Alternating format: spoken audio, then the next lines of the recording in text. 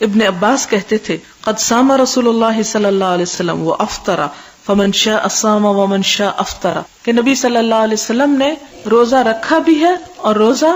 نہیں بھی رکھا، یعنی کب؟ سفر میں، لہذا جو چاہے روزہ رکھ لے، جو چاہے نہ رکھے، یعنی دونوں طرح سے سہولت ہے، اس میں کوئی کنٹرڈکشن کی بات نہیں، وسعت کی بات ہے۔ باب وعلی الذین یطیقونہ فدیۃ طعام مسکین،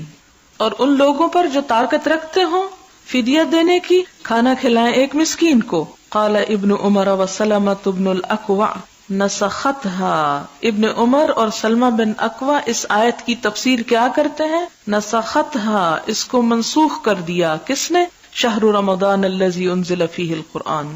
وہ اگلی آیت جس میں آتا ہے کہ رمضان کا مہینہ وہ ہے جس میں قرآن نازل کیا گیا، الی قولہ، اس بات تک، الا ما ہداکم ولعلکم تشکرون، یعنی پوری آیت اینڈ تک، اور اس میں آتا نا فمن شہد منکم الشہر فلیصمہ، یعنی پہلی آیت میں فدیے کا ذکر ہے لیکن دوسری میں کہ اب روزہ رکھے گا ہی، یعنی یہ اجازت اب نہیں رہی۔ وقال ابن نمیر حدثنا الاعمش حدثنا عمرو بن مرة حدثنا ابن ابی لیلى حدثنا اصحاب محمد صلی اللہ علیہ وسلم،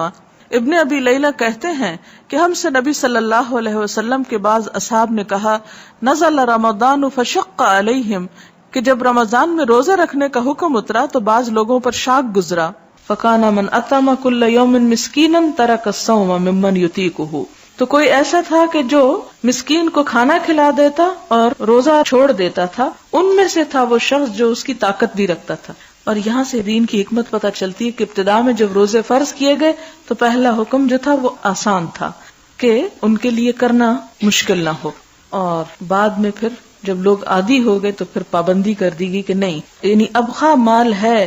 اور طاقت بھی ہے تو اس صورت میں روزہ ہی رکھنا ہوگا، فدیے کی رخصت اب باقی نہیں رہی۔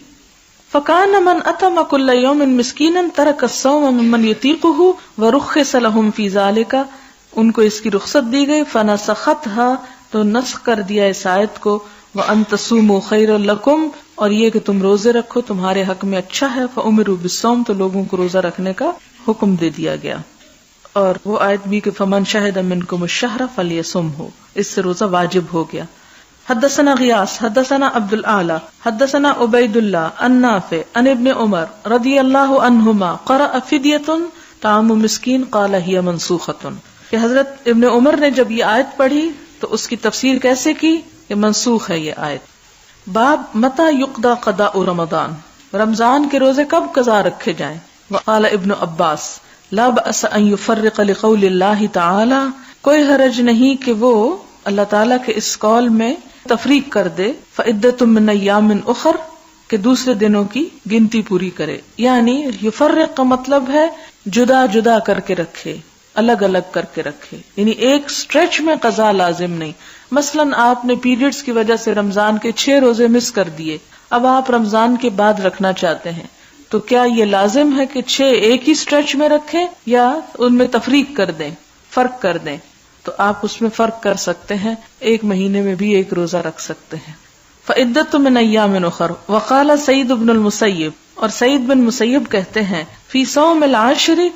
لا یصلح حتی یبدأ برمضان، اور ذوالحج کے 10 نفل روزے کے بارے میں کہتے ہیں یوم العشر کہ لا یصلح، اس کے لیے درست نہیں، حتی یبدأ برمضان، یہاں تک کہ رمضان سے ابتدا کرے۔